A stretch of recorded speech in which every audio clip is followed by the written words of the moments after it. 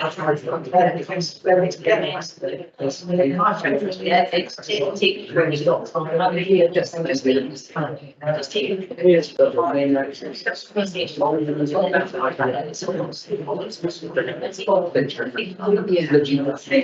so just like it, like about, the basic, yeah, that's right, yes, it's so gates, it's just that it's not there, so what, most of the nature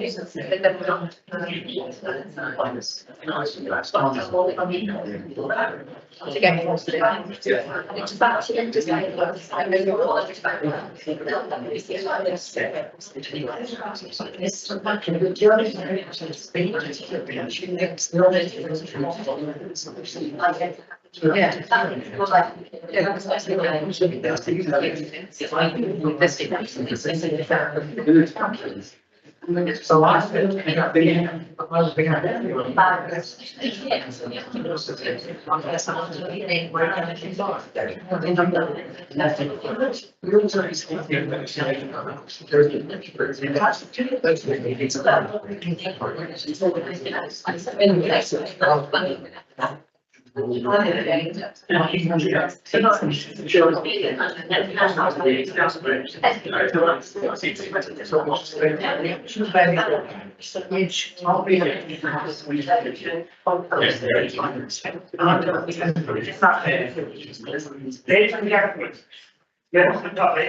councillors, please be outstanding for your mayor, Councillor Nick O'Donnell.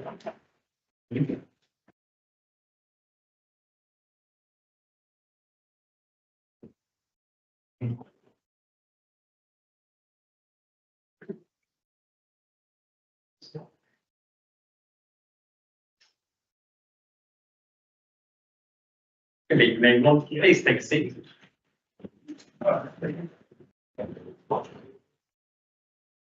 Right, now, before we begin, let's run through the housekeeping. So welcome to this evening's meeting, the April edition of the full council meeting.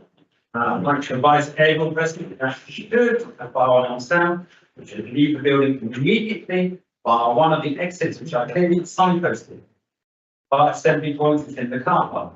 You should not attend the building for any reason until you have been advised whether necessary to do so. Can I please remind everyone to put your mobile phones onto silent mode and put the phone away from the duration of the meeting, and thereby avoiding interference from the phone with your iPad and with the meeting is going to be recorded and live streamed on YouTube, and therefore when speaking, please remember to speak clearly into the microphone. At the chair of the meeting, I have the discretion to terminate or suspend recording and live streaming if, in my opinion, continuing to do so would prejudice the proceeding of the meeting. Recording and live streaming of confidential items will also not take place. To alert me, as the chair of the meeting, that you would like to speak, please raise your hand and wait for your opening microphone or speaking. Or please just make your way to the podium where there's a microphone. Please remember, if you leave the meeting for any reason, you will not be able to take part in the vote on that item that is being discussed at that time. Members of the public will be able to view the live stream of the meeting via YouTube. Please can I request that when speaking, you make your points as efficient as possible to allow for smooth running of the meeting. And it can also take this opportunity to remind you to be polite to treat each other with respect at all times. Very much. So we have two changes to tonight's meeting. Ordinarily, we normally have a moment of reflection and guest speaker, and normally I'm voted. But in light of that recent consultation of the National Association for Political Councils, I think I said it was a little bit more practical, I have to say, and I think my view is hopefully it's still wearing the chain, so it's still an important meeting and it's still the focus is council and the heart. But obviously, without those, we can focus on the business part and the levelty and the current. So, We will now take some time to take questions from the public. And the first one I have on my list is Mr. David Orr. Would you like to come to the podium and ask your questions? And if you can just switch on your microphone. And Councillor Deane, you'll have to respond. Thank you.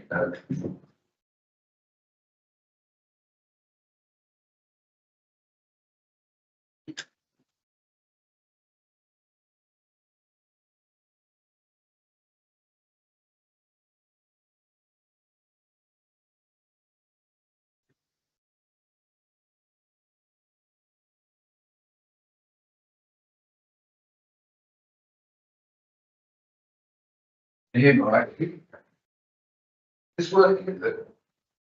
It's being spent on your regular. Yeah, okay. Right. The BBC said a few weeks back the average council tax rise was 5.1%. The hearing talk one was 13.6%, mainly thanks to the huge 170% rise in the town council's bit of the council tax. This council has almost tripled its council tax income from 2.1 million to 5.9 million, which raised the expectation for execution and the delivery of service improvements.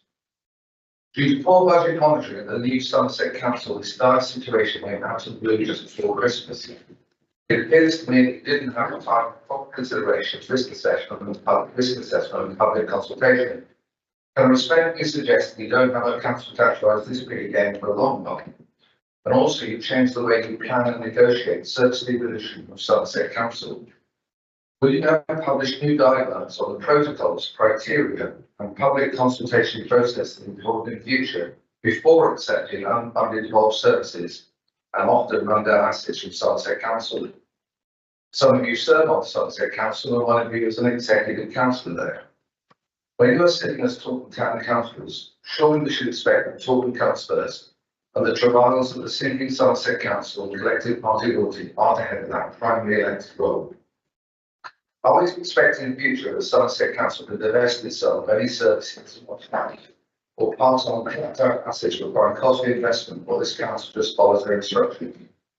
Or will you negotiate firmly on our behalf to get a fair deal and a balance between costly services, often with underinvested assets and income streams? For example, the limited population based in the Taunton Town Council areas to pick up the cost for everyone who visits Taunton and is using toilets being kept secure in the city TV and accessing parks, then why can't we have the Taunton car parks involved for us to collect the parking income before we visit, to provide sustainable funding? Will Somerset Council simply keep all the good stuff, and do you accept the costly and clapped out stuff as they're handing down without you know? This is an important point here. All new development pays community infrastructure level levy, known as CIL, CIL. These are substantial funding streams for capital projects and basic improvements. When the Somerset West and Taunton Council round up, will the existing unspent CIL funds for all the wards in the Taunton Town Council area belong to this council? If not, why not? How much still is there currently held in the Taunton Town Council area? If Somerset Council is following on CIL funds within the Taunton Town Council area, will you ensure they are in effect and spent only by you for the benefit of the Taunton Town area? CIL for new planning permissions is 15% of that development plan, and with works 25%. When will Taunton Town Council have a development plan to capture 25% of the CIL raised from new developments rather than just 15%? Thank you, Chair.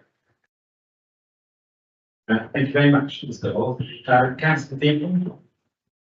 Thank you very much, Mr. Mayor. Thank you, Mr. Orr, for your attendance again, for your thoughtful submission. It's very much appreciated. I'll just start by saying that I think you're absolutely right. We have raised expectations in town by the level of increase that we've put into the budget this year, and our job, all of us on the same aspect, we deliver against that. The people of Taunton, so that's absolutely what we're here to do. And I know that people want action, not words. They want to make sure they're seeing things happening in the town. And I think there are small things I accept, but I think things are starting to happen. People starting to see it this week. I think we had a very well positive reaction to the Henry Bar work. In terms of like we just had previously, so I think we'll be to see that taking that forward. And there's now some artwork there. Small steps, again, the bigger things to come. People absolutely want to see and will see those things for us as the town council. I think as we've discussed before, what the budget now does is puts our precept on a band in line with other parts of Somerset, the other larger towns, so very similar. In fact, 4 or 5 towns are at higher level than us in Somerset, so we're by no means the front runner. My personal view is that we would anticipate a rise of that size in the future. I think that's going to put us where we need to be in order to deliver. And I think it's worth noting as well that it's 16% of this year's budget related to devolution, which leaves 84% for all of the other things that we would have wanted to achieve or want to achieve. So only a relatively small proportion, although still a relative sum, is linked to devolution, Somerset Council. With regards to specifically the conversation with Somerset Council and the devolution, yeah, absolutely, we'll look to continually improve the way we have those conversations with Somerset Council. They can always be better as we form that relationship with them as a new town council. So absolutely take your feedback on board around consultation, engaging public, make sure we're getting value for money. But I would like to reassure you that the services that we have agreed to take on weren't done easily on a whim. Our team of officers worked incredibly hard with colleagues at Somerset Council to get across things and understand what we were funding and to make sure that we were funding them in a way that made sure that we as a town council weren't carrying the risk, and actually the risk still sits with Somerset Council for the long term in particular. So they can shape the law intentionally to provide flexibility in the sense of shaping services that doesn't go us through the long term risk of the ones that we've decided to fund. In terms of roles on different councils, I think all of us have one purpose in mind of being here, and that's ensuring that our town is the best it can possibly be. And I don't think either council comes first. I think the people at Taunton come first. And I speak myself, I say that my primary view is always do what's best in my view, the people at Taunton. We will negotiate permission with yours, for the things, because I think that's important to us, and I think we've already negotiated some level of access. Maybe not formally, but we've been firm and our staff's done a great job. I think in fact Somerset Council, we don't think they're quite giving us a fair offer. We have to do what's right for this town council, and we absolutely cannot just take on things because they have around to do so. We have to make the right amount of decisions for this council to make sure that we're protecting ourselves for the future. Car parks or the income generating assets, for what it's worth, I tend to agree with you. I think we should have more income generating assets. I think it's unfortunate that we don't. We will continue to push and get some of those where we can, but they're not on offer at the moment. It's the current situation. But I share your view that we need to be able to generate income as a town council, and we will actively bring in staffing to be able to do that. And actively think where we can bring additional income so we're not solely reliant on council tax as we move forward. To talk about just still very briefly, so the strategic element of still about 85% of the South district has gone to Somerset Council. So that we go to Somerset Council. What the town council receives and still sat with the parish areas, so the trust trustees, or with any former parishes. So last year in turn that meant that the town council received £182,000 in still payments. And you're absolutely right about the plan development plan. We need to get that in place so we can access more still as we move forward and more development happens in the town. We budgeted to have that work undertaken starting this year. Initial meetings have been held with a consultant to help us through that process because we're such a large area. And I think member briefings coming soon before we then communicate to the public what those timelines look like and what we're looking to do. So I hope that covers the various points that you made. And thank you again, covered on, Mr. Thank you. Thank you very much, Councillor Deane. Next on the list, I have Mr. Ray Rose. You'll come to the podium.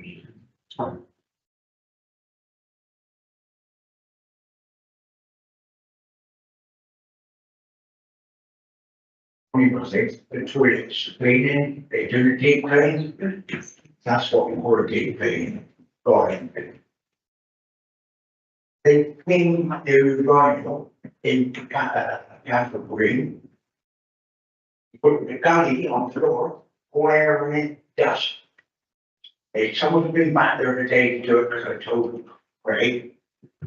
But stickers on the wall and toilet papers put on the wall, still there. And you're paying $2 a company now. You got ID and you got IS or something where they call them. But that's what it is. But waste of money. Absolute waste of money.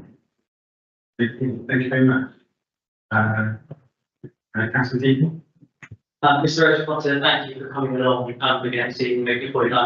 I hope you can, I know you've been on about the point on that, as well as kind of shade frustration, but since our reception, nearly a year, just over a year ago, so I hope you're pleased to see that we're taking some action and that you better something into the team and then they clearly acted on that. I think that's positive, so I hope you can take positive from it, but I appreciate we just make sure we're holding contractors to account.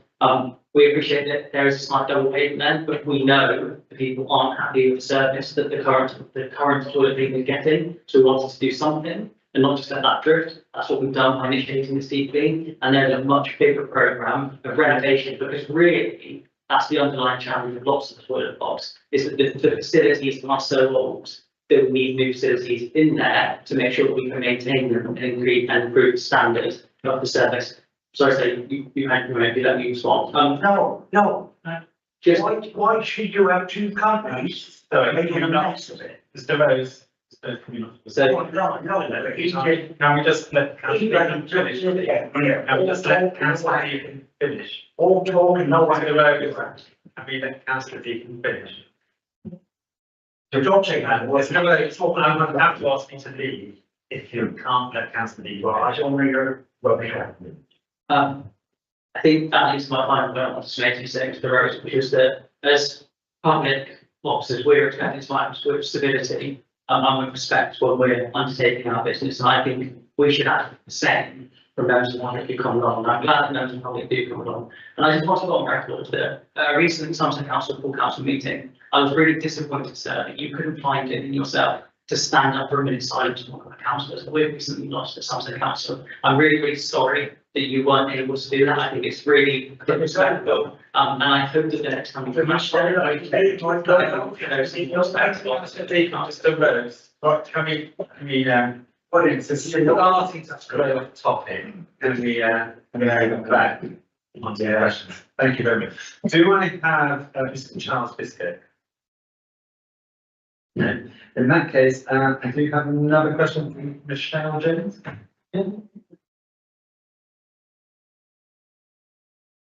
Very short and sweet. Once again, the council tax bill, which is a bit of a shocker, the Somerset council fee increase, I am not questioning at all, but what I'm questioning is the change in, we're going to be, we're thinking State Road, used to be the State Road Parish Council. Last year, it's changed to the Taunton Parish Council, which is fine. This year, it's changed to the Taunton Town Council. At no point were we told that State Road Parish Council is being rejoined, but no communication at all. That's the first point. Second point is the larger point. From last year, Taunton Parish Council fee was £85 plus 30%. No increase at all. This year, it's jumped to £232 and 79p, which is an inflation of 173.9%. Now, from my phone Taunton Town Council, is that at those unparished areas, so it's only counting in Darrington, Staple Road and Montreux. And I was obviously informed that basically like BCTV toilet, which I'm the council and I'm refusing to pay for, which you've taken on, which I really understand. However, where 3 areas in Taunton being charged huge amounts and the rest of Taunton isn't. My sister lives one up the road in Bishop's Hall. Her charge is about £600. My parents live in the most expensive area, which is Rome. They are charged 42. Why is there such disparity in the area?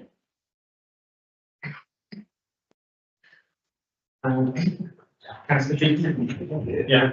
Okay.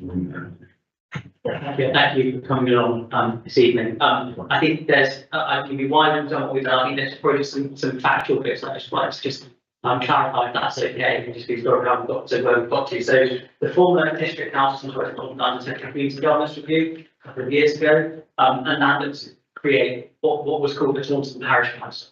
So the Parish Council of Taunton. The result of that was to consider an area, was to place over an area that was the State Road Parish, Community Road Parish, the unparished area in the middle of Taunton, and parts of Parish Council on the west. So that's the area of what was then created as Taunton Parish Council, and that city was confirmed for Somerset County Council or it became Somerset Council. The reason when we were built from Taunton Parish Council to Taunton Town Council is purely naming convention. So we agreed that our very first meeting with council is to rename the council from parish council to town council. So that's the naming convention. So that's different. I can assure you that everyone in that area that I just specified is paying the same into the town council. So those former parish areas are not paying more than the other parish area. Everyone, depending on what band of property they are, is paying the same. Council tax is worked out by what band of property you are. That's how it works within that area. In terms of the increase, and I accept that it's a large increase year on year. I think I touched on it when I was on to Mr. Roll. What we've done with that is look to bring ourselves in line with other towns around Somerset so that we can deliver the ambition. I think as we started meeting during that first year, it was really clear that the ambition for the town was huge, and the resources that we had been provided to deliver that weren't going to meet the ambition that people in the town wanted to see. So we've now built a budget for this year that we believe does do those things, that make sure we have amazing parks and open spaces, that make sure we sort out our public toilets, that means we can continue providing grants to organisations and events in towns where we can do brilliant things, to make sure we can tackle social behaviour, and of course to supplement partly some of the Somerset Council financial emergency that they and many other councils are facing across the country. The final point I would make underlying all of this is I actually agree with the thrust of your argument that I don't think it is fair that there's a rural urban split being created in our society about what people are paying. I don't think that's right at all.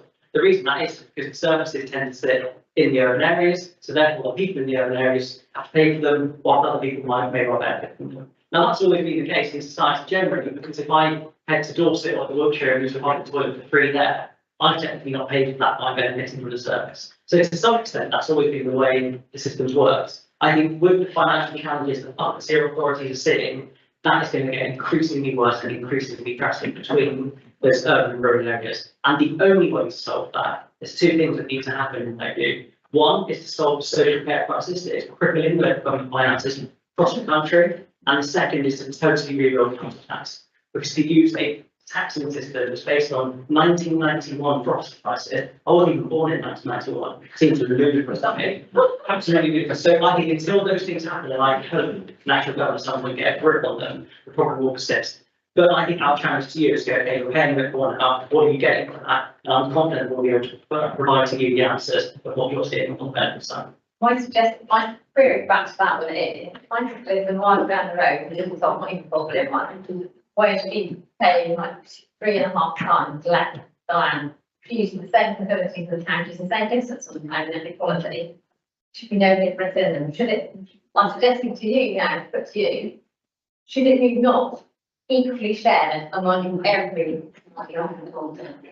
then we wouldn't have some areas with a huge bill like mine. Let's be completely honest about this. Those people in the area that are being charged a huge amount are very well with less money. If people live in wider areas like the Troll, have a lot more money than people within the inner town do. So I appreciate there's more people packed in town, so you get more revenue in, but it should be equally shared. I don't disagree with your final point. We are limited by the boundaries that community government view set for us. So the only way to change that, and I appreciate there are some nuances where you say where it's relatively close to you, then different amounts. The only way that changes is another community government review, and I don't think there's been appetite nor for the finances that's happened in the short term. Lovely, thank you very much. Right, now then. Yes. So,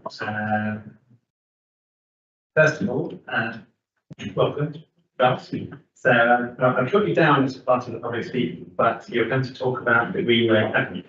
And I was hoping you make your statement then, during the actual business. I'll be your host. Yeah, great, lovely. So, before we move on, are there any other, yes? I wanted to. If you guys come to the.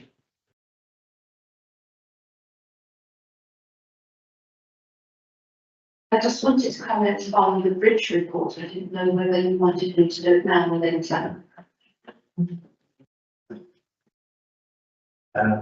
If you could do that now.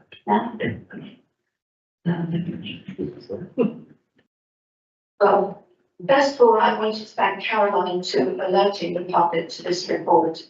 Unfortunately, I haven't had enough time to absorb it completely, but it does seem to me that it's less expensive to repair or replace the bridge than the estimated cost of 400,000 by Sunset Council to pull it down. After spending some time, I failed to find where that figure came from. It seems to be very little weight being given to actually repairing the bridge. Wheelchairs can use it as it is. It's not ideal, but it can be done. Some changes to detail could be made, maybe with planning permission for its improved access. If repaired, there would be no need to check for services, do expensive file driving and all the other extras. Design criteria would not come into play if the bridge was to be repaired. There'd be no need for lengthy discussions with the Environment Agency or Rivers Authority and so on. I've been in touch with the Rivers Authority at Bridgewater, who think there would be much less hassle than this report would intimate if it was repaired rather than renewed. It would also speed up the whole thing, and I might get to use it before I've got my clothes. In May last year, I had this email. Yes, 106 money has to be identified and allocated at the point of planning permission being granted. It's not required on more developments. The idea is that it manages some local impact caused by the development. I'm not saying that the bridge being untoward was caused by the development. Now just imagine how the local people might be impacted if the 106 money could be used to repair the bridge. It was said that the contribution was 106 contributions. He would find out about it and come back to you, but he didn't. I think the 106 contribution was £167,000. And although I asked to see the agreement and the planning conditions and updates, nothing has been supplied to me.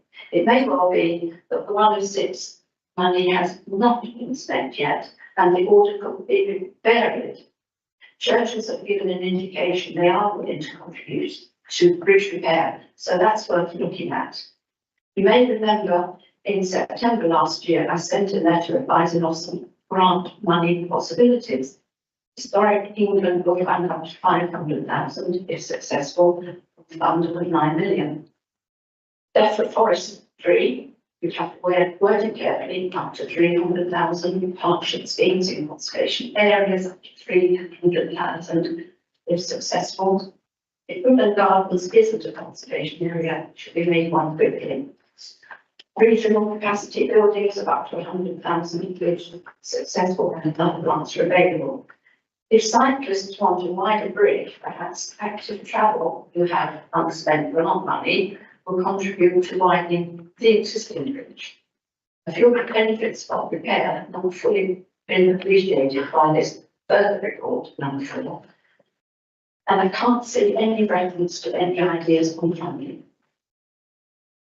Thank you very much. Thank you for reporting back. Right. Are there any further comments from the member of the public? In that case, we will start the meeting. Item 1, apologies for Hutchins, my apologies from Councillor Evans. We also received apologies from Councillor Chinley, and Councillor Garside is also away. That's 3. Yeah, no, we don't say anything. Right, okay. Item 2, declarations of interest. Do I have anyone who wishes to declare an interest in any of the items that are fit to discuss? See, Councillor Ellis?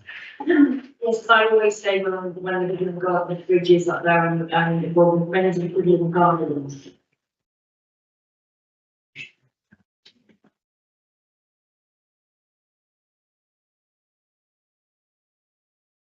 Okay. Any other declarations?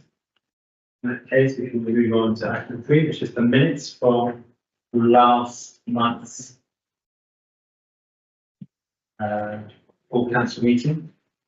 I ask the proposer, do we have any comments or changes that we wish to make?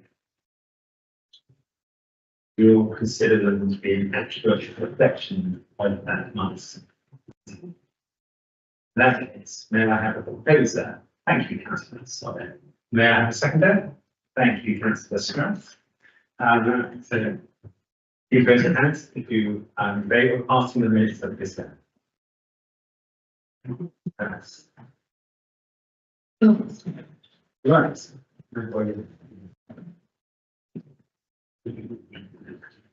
Initial attention.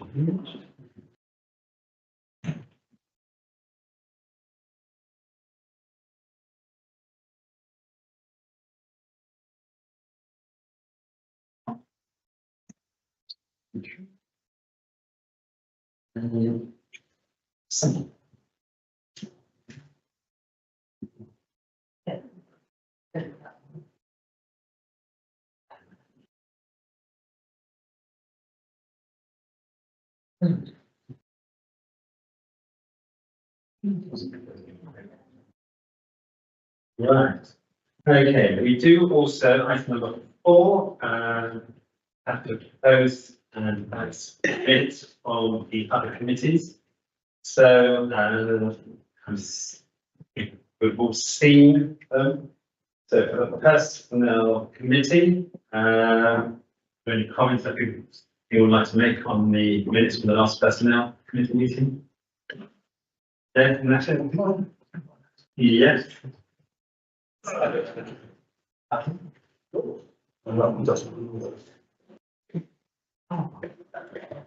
Sorry, Chair, this is a bit back to front.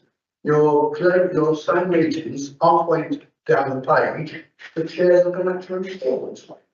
That's a bit back to front. Surely the chairs report first, then you should ask them. That should come afterwards.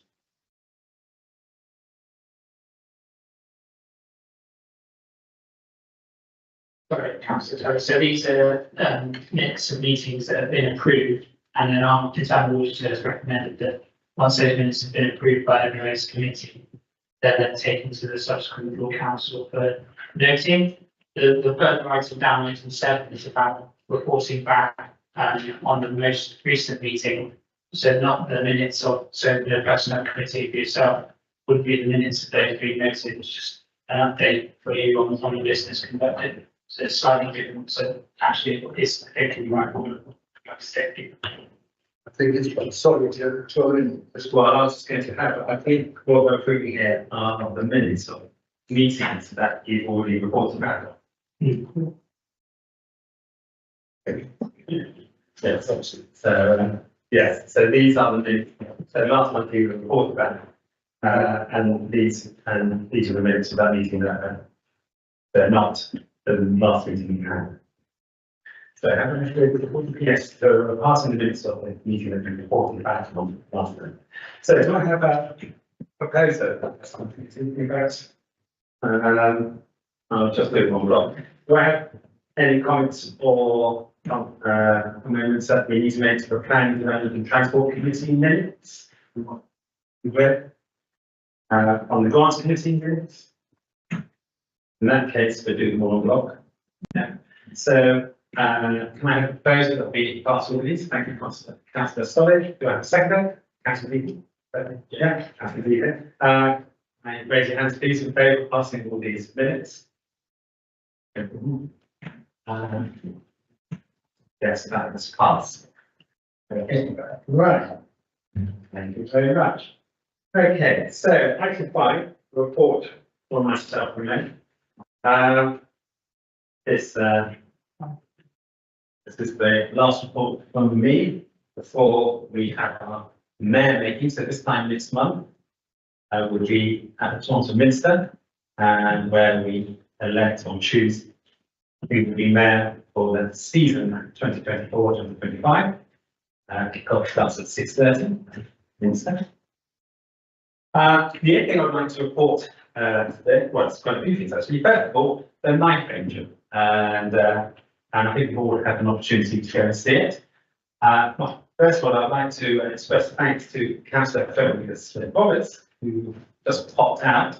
Councillor Smith Roberts has campaigned for a number of years to bring the night going into our town. And so, you know, full due credit to Federica for finding being here and actually the Vistio is doing it.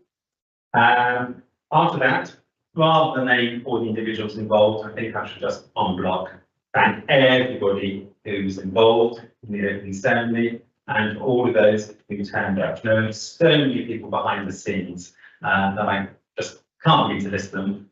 And I'm worried that I let someone off. So I should just en bloc everyone who's involved. Big, huge thank you from the town council.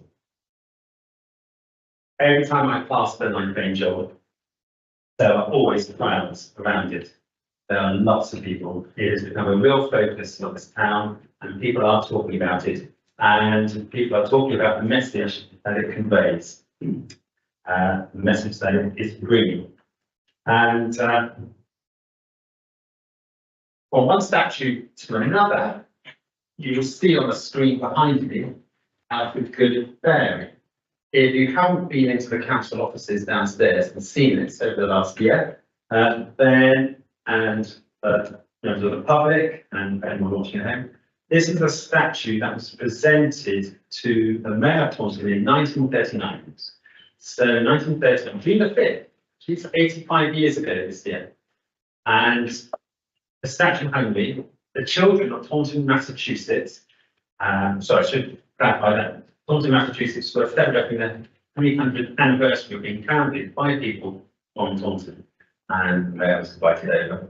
And the children of Taunton, Massachusetts saved all their pocket money, and as a result, they bought this statue, and it was as a gift to the children of Taunton here in the UK. I'm conscious that I don't think any child in Taunton has seen this.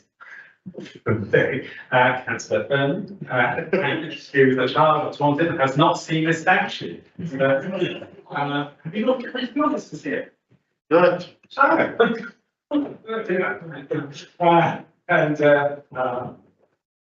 have to send you down there. So,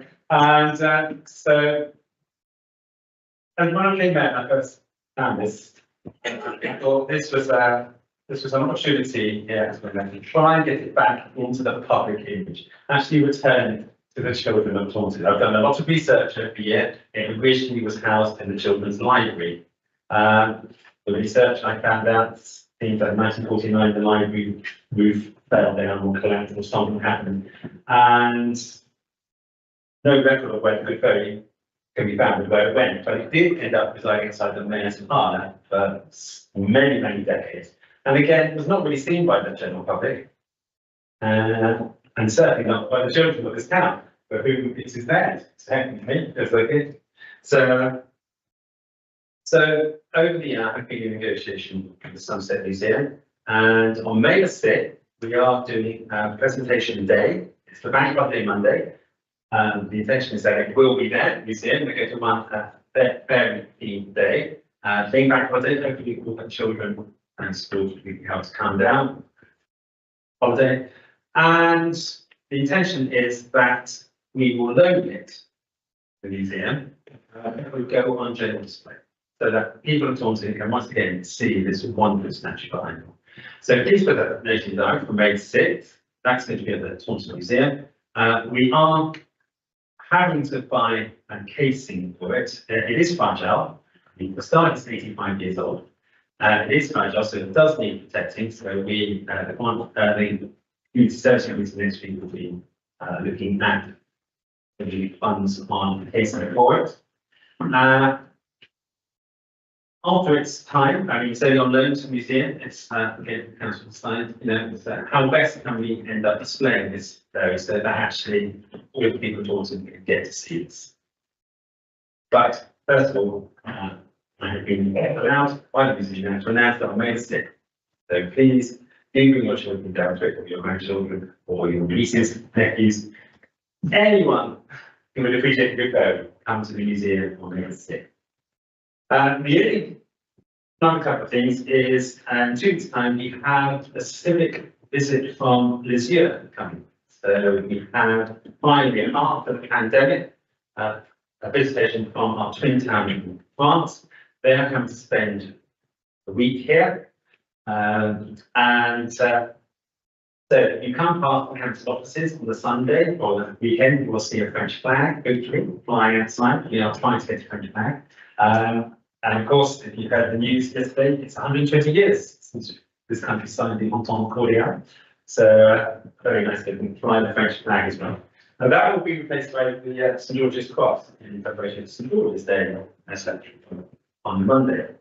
So please do, if you see French people around, do come and say hello. And they are providing here at Deane House on Sunday lunchtime. So any councillors, if you're free Sunday, do come and greet the civic party that is running. So that's coming up. We're showing them the arms houses, we're going to show them the Knife Angel, we're going to show them the new Dragon, we're going to show them the new County Classic Car Museum. There's a lot happening to autumn that we can really show and be proud about now. I think it's what's happened this last year. And also, the day of the arrive is the St George's Day Parade. The Scouts will be again parading. And we have sent an invitation, I believe, to the Mayor this year to also join us on the parade. We're going to be around Sunday afternoon. There is the St George's Day Parade. And also at 4 o'clock in Bivey Park, as part of the civic twinning, one of the first acts we do when our French guests arrive is we go and lay a wreath at the Normandy Stone in Bivey Park. This year is in Normandy. It suffered very badly during the war. It's one of the towns that was strongly held by German armed forces and was badly damaged. So it's always right to vote with that when they come over. So when we go over there, we always lay a wreath in honour of those who sacrificed their lives to see to freedom. So if you're around at 4 o'clock on Sunday afternoon, as councillors, please come and join that. Other than that, I think that's it from me until next month when we shall see you for saying that with Minister. So I'm not after Councillor Deacon. You've got anything you'd like to report? Thank you, Mr. Mayor. Just two things from me. I want to echo your words on the Knife Angel. It was a very privileged to be part of that at the end of the event that last week, that's your year around this. And to pass on my thanks to Robert's all the work that's gone into getting that to Johnson, making the lighthouse town really proud. We're in our town and all of the outreach. I'm really proud that us the town council supports. I think it's something that we should be really proud of, where we're having an active impact in our town. And I know that I've had conversations with people about violence and life crime that I would not have had otherwise, had that actually not come so far. I think it's sharing its work, so really proud to be part of that. And the second thing is some slightly sad news, as most people know, which is that our deputy RFO, Sally, is leaving us shortly, so I want to put on record my thank you, because she's not here at the moment, she's not real. Yeah, so I want to say thank you to Sally for all the work she's put in, because coming in as to lead the finance team of a brand new town council is not an easy task, and I think she's done the job admirably and remaining incredibly patient, which is definitely her. So I just want to say thank you to Sally for all the work she put in and wish her well.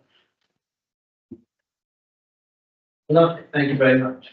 Right, now we move on to the reports from chairs for committees that have met since the last board council. And I'm going to invite the chair of each committee with a report.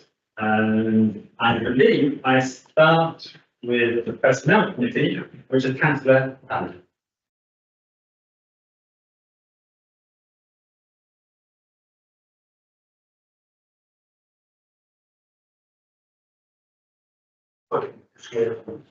Thank you, Mr. Mayor. Personnel Committee, we had a number of discussions. One was violence to individual workers and in our offices and on the street because of the dog walkers. I think that this also should include councillors. We technically, up to this, an employee of the council. So I think this should be include councillors. Councillors have been attacked over the last year or so. So I think that's important. They also accepted, staff and members building, to take place in June this year. Things like maybe a cricket match between the members and the council, part of the council officers. Something in that field, something that old men like me can't do, I don't mind. So we can just start testing on one of those days. The clerk has also updated us on the new staffing and recruiting matters. I think that is coming up later, if I remember rightly. We received an update from the clerk on staff training updates.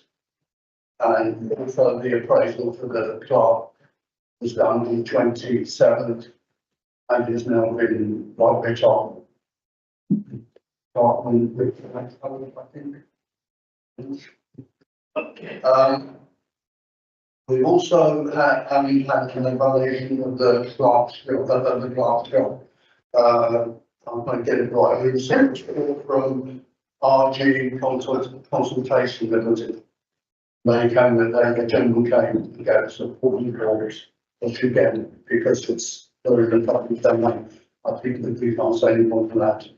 And that's about all I had. Thank you very much. Does anyone have any questions for Councillor Tully? No? Okay. So the next one is the Planning, Development and Transport Committee, currently by Councillor Solomon. Thank you. Our meeting on the 21st went really well. There were 9 applications to review and a few listed building applications too, and also a single licensing application. One thing to discuss at length was the 20-mile-an-hour speed limit, and how putting this out to all of the councils across the wards will bring a more intense review process. Obviously working with like time scales and stuff like that. So apart from that, went really well. And yeah, nothing else to Thank you. Any questions for Councillor? Okay. Finally, I have Councillor Becker Hughes from the Grants Committee. Chair, we met yesterday. It was a 3.5-hour meeting. It was a bit rolling. It was one of the toughest ones we've had so far. We had 15 applications that we considered on the night, which they were pricing well in excess of the amount of money available. We managed to award, I think all bar one received partial full funding.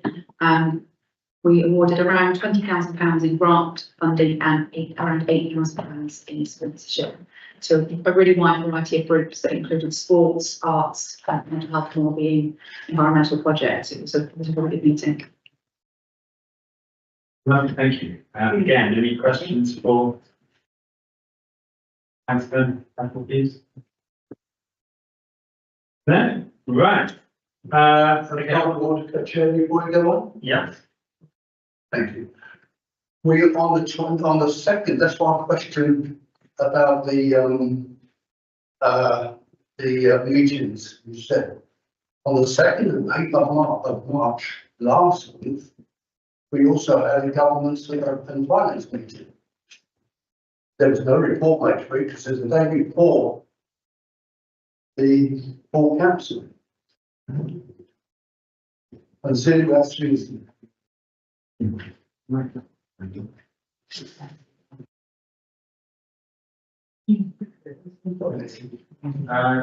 You'd be chair of the finance. You'd like to do that? One of those positions myself where, right, yes, we did that. We have one on the 2nd of March, finance and governance meeting. The first, I'll go through each thing that came up on this one. We got a specific handbook. It's a guide for the mayor and deputy mayor. We did think it was too long. It was a good book, well done. A lot of information, a lot of history, which places we have, I think. The second thing was Operation London Bridge. Anybody? No. The Operation London Bridge is if a member of the royal family passed away, what we would do, what service we would do, what we do, would cover the mayor's road, I think, in certain areas. it's important. The only thing I personally found with it is it mentioned our king by name, and I think that was totally unacceptable. So I hope that's been taken out. The king isn't mentioned, we shouldn't mention the king in that position. The next one was the health and safety policy, which again was extremely long, but very good document, I agree with that one. We had also the PACT testing policy, which was again good pass, problems. Friends of the group policy, which is members to consider the improvement of the friends and Taunton Town Council volunteers. And the last one was asset registers. The asset registers, the members, we reviewed the contents of it, and it should be brought for us as full council to adopt it. We recommend it to the full council. Thank you, Mr. Chairman. Oh, was that the assets register we looked at the last one, council? Yes, we have done that. Okay, lovely, thank you. Do I have any questions for after the phone? No, okay, right. Is there anybody here in council who wants to report back from an outside body that they've been to? Right, so we've had, so we've got Councillor Strauss, Councillor Fernandez, and Councillor Tully. Did your hand go up? No. So if we start with Councillor Strauss, and you can tell us which committee you're, and then when we've finished, Councillor Fernandez. Thank you, Chair. I was the nominated alternate for the LCA, the Local Community Network, for Taunton on behalf of Ben Fernandez. I'll keep this brief. It was a very full meeting and actually very interesting. So I'll just give you some of the salient points. It was mainly about supporting the community, particularly the care sector. There was a big problem that came up about community support, people living close to home or and 92 inquiries by people wanting to provide community support. And there were 1,200 to 1,300 providers in the community supporting the local people that were identified. Somerset Direct said that last month they received 5,500 calls in the previous 11 months, which is a huge amount. The Blackdown Support Group said they had 19 volunteers across the area, and also community transport volunteers. Willie Cares gave quite a detailed report. They have 50 carers. They currently have 115 clients. But recruitment is a very big issue. Pay is very relevant. Pay is poor in the sector. And other products have been developed, including provision of food. They did discover that by encouraging people to apply for attendance allowance, that's actually brought a lot of money into this sector. It is all about volunteer support, basically, and the support is available. So just some final points that were raised. Primary care work, i.e. doctors, surgeries, etc., is a good starting point. This needs to be broken down to small areas, perhaps 4 or 5 streets. And it was proposed that we, Taunton Town Council, will consider a directory of providers on our website. The chairman of the Somerset Association of Local Councillors made a comment that there's lots of money available.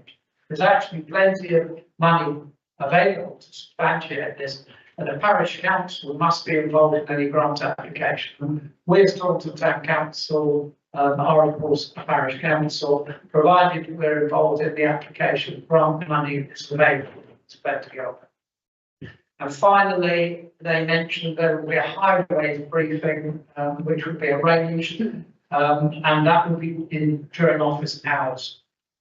And that was the content of the meeting, Chair. Thank you very much.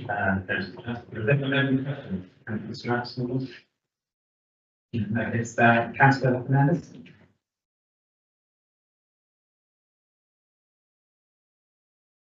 You Chair.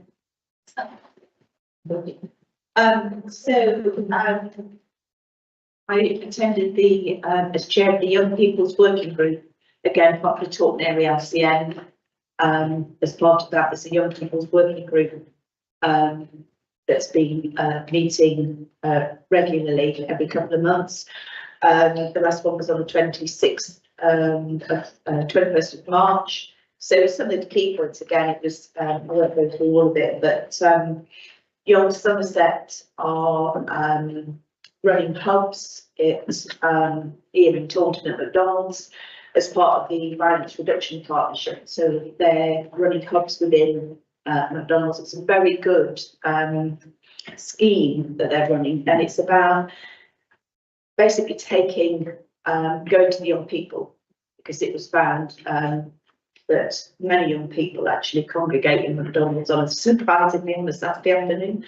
And that's where, in Taunton on East Reach, that's where the hotspots for antisocial behaviour usually are. So Young Somerset were commissioned to do some work with these young people, just going in, having a chat with them. McDonald's have been very good. It's sort of been offering sort of drinks, free drinks and things from there.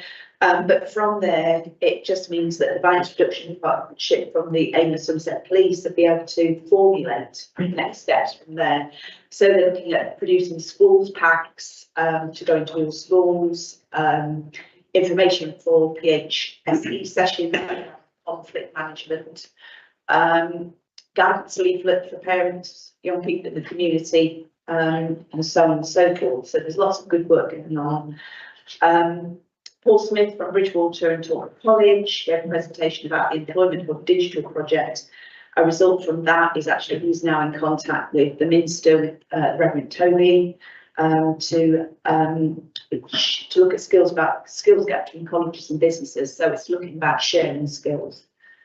Bill Durban, he's part of the residents group in Bishop's Vineyard, and again a youth group has been set up in Bishop's Vineyard as a result of the Young People's Working Group.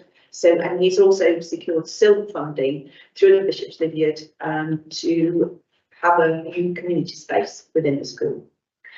So just to summarise, that was our third meeting, and I never fail to feel the positivity and the willingness to do the very best for the young people in and around Taunton. We hear so much negativity about young people, but actually there is a lot that's happening out there. And one of the things that, you know, this Young People's Party working group is showing is that actually there are people out there, there are lots of young groups out there, and it's just actually tapping into them and finding out where they are. And carry on the networking. Thank you, Chair. Thank you very much. Any questions about ask Mr. and if you have said like to mention. Okay. While we have Charles here, we might just move on to the Grand Western Greenway approach first. So we're going to ask Marcus, he will talk about this, but beforehand, Charles, would you be happy to talk to us? So you've received the report on the proposed link between Taunton Accommodation and the proposed Wellington Station, which is a cycle lane. So Charles, would you like to tell us more about it? You press all the buttons, the red button come on. Or press all the buttons. Thank you. There again. Thank you very much. Anyway, first of all, can I apologise for my late arrival? Battle of heavy headwinds on the way in A38. Secondly, because I take the opportunity to thank the council for the grant that they gave us a couple of months ago. It's been very helpful to us, very grateful. The project, as you've probably seen described in the presentation that was circulated to you, is fairly clear and straightforward in that we are attempting to capitalise on the almost inevitable building of the Wellington railway station and all the development go around that, to establish a greenway between that station and Taunton Station, which would give us a direct route from one town centre to the other, whilst along the way linking smaller communities with each other, with Taunton, with Wellington, along a route which is intended to be used not just by cyclists, but by walkers and wheelers, people who are using it for leisure and who are using it as a means of moving off the A38 to a more environmentally sustainable form of travel, and also as a way of enhancing their own physical and mental well-being. The route itself is intended to be a 3.5 metre wide all-weather track, which will comply with all the standards you expect, and which if we succeed, will be about 7.5 miles long. It has benefits for not only individuals, but also for businesses along the way and businesses at either end. We're a community-led organisation, and our intention is to build the greenway ourselves, along the models being adopted by the Strawberry Line on the other side of the county, with the support of the Greenways and Cycle Routes organisation led by John Rushall. John Rushall founded Sustrans and almost single-handedly built Bristol Bath Cycle Path, which is probably one of the most successful paths in the whole of the South West. We're making progress, and I think that's really what I'm here to report. In that this year, our intention has been to agree at least 3 landowner agreements. And I think we're close to getting to 2 of them. And one of the landowners is you, which is probably why I'm here. I'll talk about the other end first, because we know that we'll never build this route all in one go. We know we're building in phases. And phase 1 for us is from the site of Wellington Station, which is to the north of the town, going into Ninehead. So it will come down the route of Grand Western Canal, roughly, and we'll then divert up into Ninehead, providing a superb link to those 2 communities. The second phase, we think, is either built later at the same time or before, would be from Taunton. And the Taunton end of the route would start on State Grove Road, and it would go along the lane to Freesale, along the path to Freesale, across the land that is now designated for industrial developments, and then underneath the Silk Mills Bridge and out to Northern Fitzwarren. So it would then link Northern Fitzwarren with Taunton, or if it wanted to in the future with Wellington, which of course is the much more commercially beneficial route to go. So where we are at the moment is that we're having fantastic progress at the Wellington end. Network Rail and the developers on the north side of the railway line are in close consultation with us, and we're in consultation with Somerset Council planners. We know that Network Rail is going to build Hall Road to the north side of the railway line, which they've agreed that they will leave in place. Normally they remove them, and the developers have said that they would then take that path on and put a proper service on it, and it would then become our path. And there's some complex discussions going on about how it would then cross the road and how people would access it from the south side. So that's really, really positive. Wellington Town Council has been immensely supportive and has put aside a significant sum of money in their 24-25 budget, which we'll be able to access for start-up funding for, there's always studies and design things we have to do. And they see that line of money will help remove obstacles and move us towards progress. And at the Taunton end, we've approached the landowner, which was its Somerset Council, although I believe the land has passed to Fields in Trust. But I think that I'm right in saying, Marcus, that the responsibility to create open spaces in Taunton is now with Taunton Town Council. So there's a public right of way going over Freesale, which I think is already a bridle way. I think, I'm not absolutely certain about that. So we approached the council through Councillor Deane and the farm to discuss your support for us in seeking to upgrade that path to a proper hard surface or weather surface that we would then be able to incorporate into the overall plan. So that's the progress that we've made so far. And I think the bit in the middle is always going to be the hard bit. Our plan is to go as close to the route of the Grand Western Canal as much as we can, mostly to avoid flooding that come from the river Tone. But we know that there will be some difficulties over that. So we'll probably end up for a large chunk of the trip, coming up closer to the Bristol Exeter railway line, and coming in closer to that, especially from that and other onwards. It simplifies matters, the topography is better, we avoid some sensitive ecological sites as well. Funding for this, good question. Well, we know that at any point in the future, we'll be approaching the Department of Transport for funding. And maybe one day Somerset Council will have some capital money that they might be able to shovel our way. They promise that they will, we'll wait to see. And it's important for us that we are able to, when we're making those bids for funding, able to demonstrate that we have the support of many organisations behind us. And I think every parish council we've spoken to it's been very positive. Taunton LCN was extremely positive. Taunton Town Council and other meetings has been very positive. And Donington Town Council have demonstrated that financially. So I think I could go on. You probably don't want me to. Is that what you're looking for in terms of when the progress that we're making and the support we're hoping to be able to get from you this evening?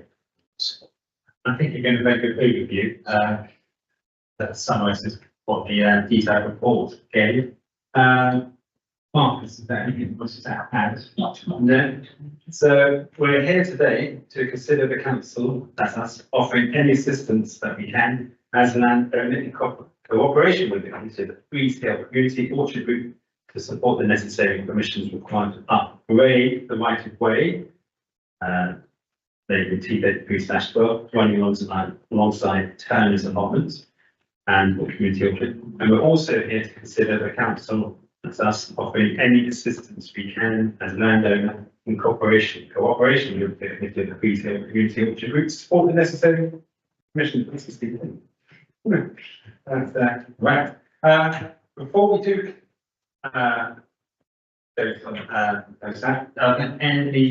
any comments or questions we have? Councillor Smith Roberts. Thank you, Mayor.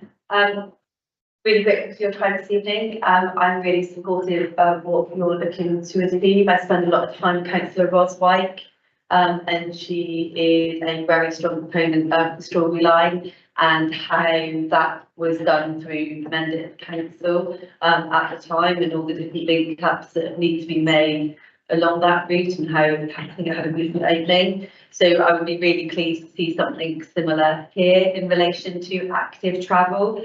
I think with my Taunton Town Council hat on and us as an organisation, what I'd like to see is a map of land ownership to demonstrate what it is that actually Taunton Town Council own in relation to the land, because I think for me, it's about making sure that we considered all parties when we look to make decisions. And if it is that the allotments or the community orchard are going to be impacted by any work, and we need to make sure that their voice is heard as part of that. And I know you'll have probably done consultation or be looking to do that. So I'm supportive. I think we need to then think about ourselves as a council and our plan as to what further support that we can give on top of just saying we like this as an idea. Is there a way of using budgets or seal money, or looking about the route that we can go down about how we then piece things together, because it will be a jigsaw puzzle of parts, I guess, as we move along the route. But strategically I'm supportive. I just need a little bit more detail before we then went any further, because I wouldn't want to upset the allotments or the orchard community. Councillor Hens. Thank you. Yeah, I think it's an amazing project. And so I think the first recommendation, absolutely, we should formally tonight declare our support for the Grand Western Greenway project and get you a letter so that's in writing. In principle, yeah, we want to offer, I think, any assistance we can. But like, obviously, this is in my ward, the beginning of it, which is great. Yay, because I can get a sort of contractual where you can stick me on the back and take me to Wellington. that'd be brilliant. But it does go alongside the allotments and the orchard, which I think technically the orchard is now in our ownership, but it is field and trust.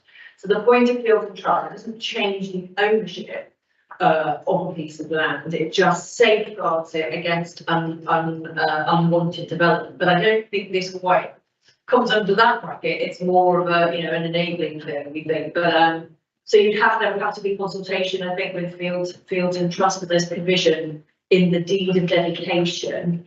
So there might be a bit of extra stuff to do there. Just thinking about that part, I wish I thought of this earlier, taking measuring tape up, because I'm not very good at visualising what 3.5 metres is.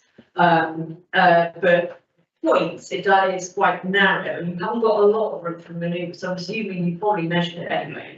Tell me what fine for what we need, or does it matter if it's narrow at any point, because you have got the allotments, then you've got like hedging and so on. So you've not got a lot of scope for widening. Yeah, you've got scope for changing what's underfoot to make it more accessible. So yeah, I think I'm where Federica was at. I think we need on the permissions and whatever front.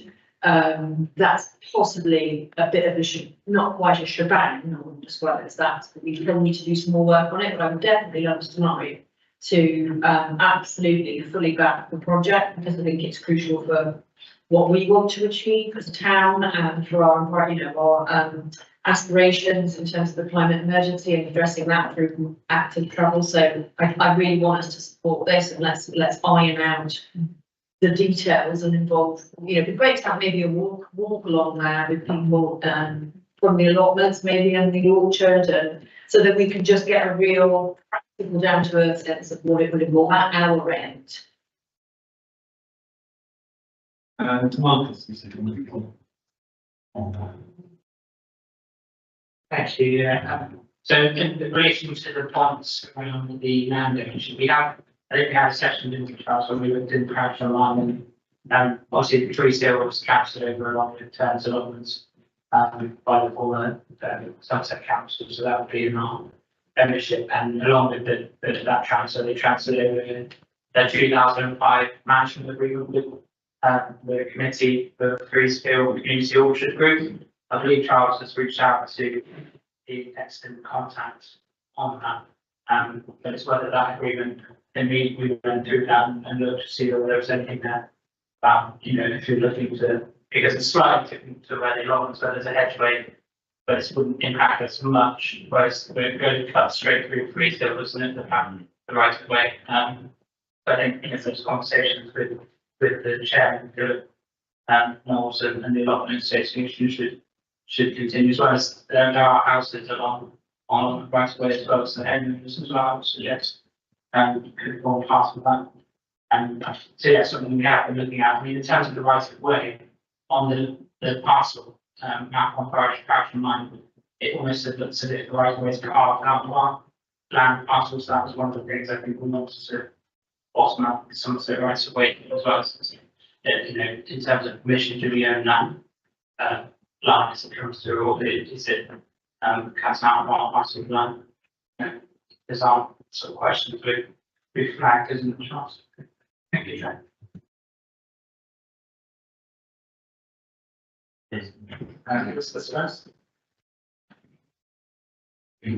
Thank you, Chair. I have heard these presentations previously at the LCN, and maybe one of the committees here, I've heard your presentation 3 or 4 times now. I think the concept is very good. All we're doing at this stage is saying that we support the idea in principle. I can see no problem with that. There's a lot of detail that, as you yourself have said, that still needs to be sorted out. But at this stage, I personally believe we should support you in this. Any other comments? I suddenly realised when I was reading the same paragraph again, and I think got printed out incorrectly. So I'll read out the full So members to consider declaring the council support. So Robert here to define this. Consider declaring the council support for the Grand Western Greenway project, and so writing a formal letter to the Grand Western Greenway Association confirming support of the council.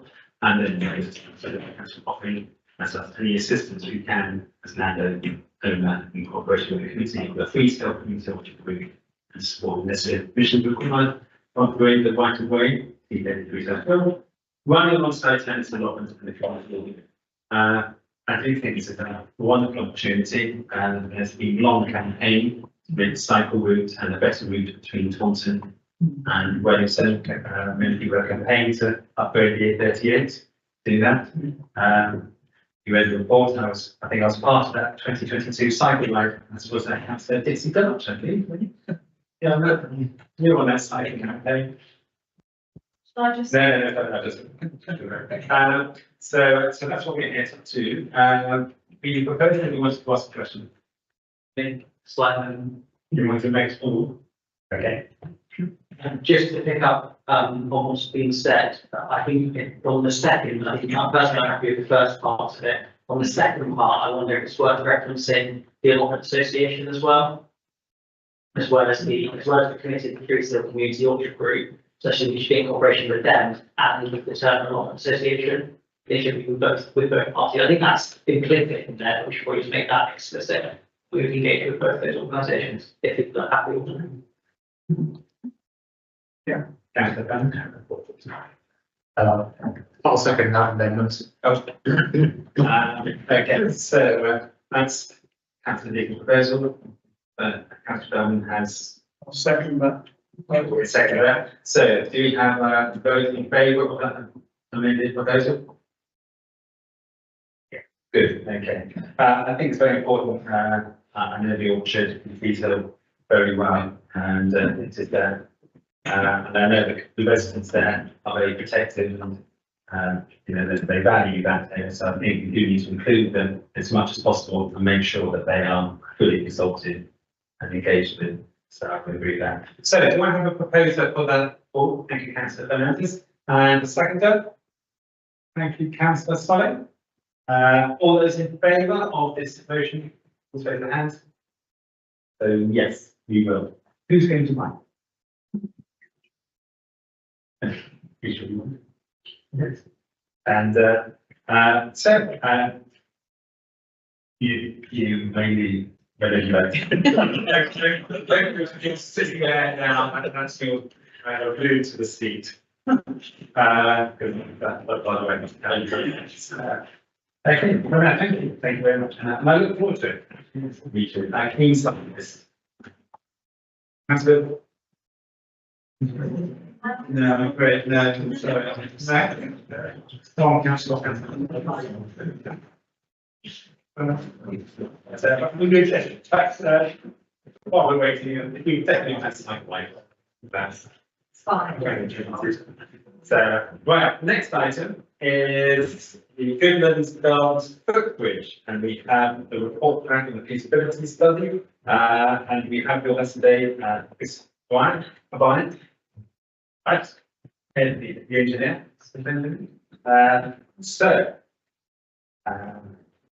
I want that. And then we should report back on your report. Yes, I work for WSP. We are a consultant engineers. We were approached by Marcus, I think, through a colleague of mine, to have a look at Goodland Gardens Bridge. Eventually, it sort of filled down to my inbox, and it's something I'm very familiar with. I've born and taught and grown up here. I know all about it, and I sort of know all the problems that it's encountered over the years. So it's certainly something I'm really interested in.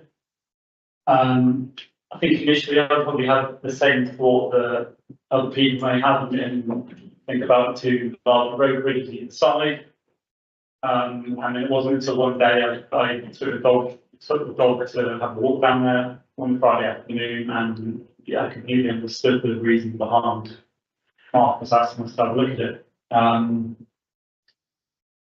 Because at the time, it was 2:30 in the afternoon, both the road bridges were heavily trafficked, and it just wasn't great. So we undertook a feasibility study on it. We considered the existing structure, the existing reports that we were given. And then we try to provide really a report a bit of a methodical approach to sort of next steps and what we think could be done there. General consensus from the other reports and then having a look at the structure themselves is that it'd be very difficult to save with, you know, the vast majority of need replacement. I think also in addition to that, one big consideration would be if it's to be repaired, the actual maintenance costs of that over the next 5, 10, 15, 20 years. It's not just sort of here and now. So within the report, we try to outline a little bit the sort of key considerations that sort of town council needs to understand and any constraints we think there may be, because I think that probably represents the biggest risk to moving forward with it is various stakeholder engagement.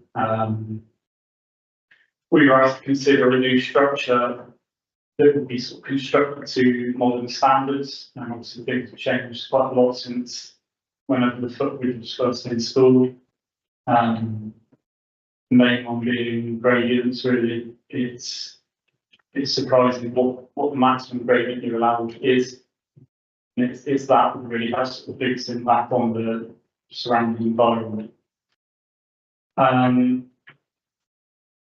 So yeah, the Environment Agency, I think, be a very key stakeholder, as are the Canals and Rivers Trust and the new planning, things like planning as well. And then the report tried to present different options that may be available. But of course, this is, you know, this can be developed in as much detail as you need, really. I think it presents really an opportunity to show something positive for the town centre. I think if nothing was done there, the whole structure was removed, I think you're in danger of it having a really sort of negative effect and what that would show.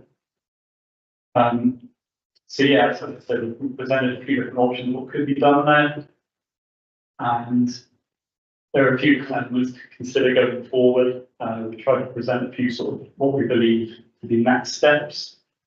And I think this probably needs to be a bit of a methodical approach going forward. We don't be committing to anything instantly, because I think you're then just sort of losing the real reason for doing something there. So I hope the report is clear enough. I'm not sure if everyone's read it, seen it, but as I said, I think it's a very sort of next steps approach, 8 steps, and we'll see where we go from there.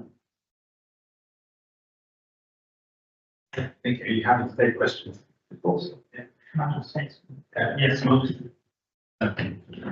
just in relation, sorry, to the discrepancy in public saying about the possible repair of the bridge. As we understand it, Somerset Council are committed to removing the bridge, and contractors are engaged to do that within the next 2 months. So unfortunately, in leave it, not, it's beyond repair, and that's the assumption that Chris has taken from the report that's with you tonight. Yeah, so to add to that, I think once we got some information on the markets, we sort of revisited the report and changed it under that understanding. So. Councillor Strauss. Thank you, Chair. I'd just like to make a point. I did read the previous reports in detail. I think it was 2019, there was another one in 2022, and it made it very clear that it just wasn't feasible to replace the bridge. There's not just Somerset Council to do that, and all very explicit on that matter. So I've got a few questions and comments, as always. You know I like to talk. But in relation to Chris, your report, really welcome how simple it is to read as someone who is not a surveyor or an engineer, so I can follow what you are explaining, and I think that's really important to the public as well, because we published this document, we've made it that it's in the public domain, because we know that the bridge in itself carries a lot of emotion or feeling and is very well valued by those that previously used it. But also, if we are going to do something in relation to the bridge as Taunton Town Council, as a council that isn't responsible for replacing it, but maybe has a desire to do something, we need to demonstrate that we are making that decision based on sound advice, and that the money that we're due to spend, because the costs that are in front of us are significant, that we are making that well-rounded. So I really welcome that report that I probably think most people could understand and understand different options that are available. I think for me tonight, it's maybe one for Donna or Marcus, is to guide us what it is in relation to tonight that you want from us as councillors. So is it that I could make a proposal that we move this to the next stage to explore those options that are presented to us based on the decision that Somerset Council is looking to, has said that it is not fixable. And that has been a message that even I know as the ex-leader of Somerset and Taunton has been there for some time, that it is not a bridge that can be fixed. I personally would like, based on this report, now to see it replaced, based on the feeling of the public. But what I want to see it replaced with is something that is accessible to all, because I think it needs to be something that for those with accessibility issues or wheels, and I think that's the term we've just seen for the canal route, is that we want it that all different individuals can use, because this current bridge, I don't think I could even push my pram up it unless I did a bit of a run up in order to get it up the gradient. So I think that for those that are in wheelchairs or pushing prams, we need it accessible. But for us tonight, Donna and Marcus, can you explain to me the governance that we're going to go through, and then where we would then look to take that? So is it about it then sitting at a committee level? Because we're looking, all of these options are hundreds of thousands of pounds. So if it was that we need to commit that, I'd like to understand the governance part of it, and also have we got jurisdiction to do it, because it's the Somerset Council asset and it's normally them that undertake active travel work. Thank you, Councillor Smith-Roberts. Are you happy? Yes. Just in terms of ones, I think the report made it quite clear that New Bridge had to comply with the modern building standards, and there's legal slope, isn't it? 1 in 20, isn't it? 1 in 20. 1 in 20. So that's now the legal requirement for fully accessible bridges. And just to come back on that, I say that because obviously we've had public questions where it's been about repairing a bridge, and I don't believe that current bridge is accessible. So I just wanted to have it clarified around that element, but also the fact that it is not a repairable bridge. So it would be repaired, it would be replaced, and it would be replaced to the current legislation standards, which is a 1 in 20 slope. Marcus?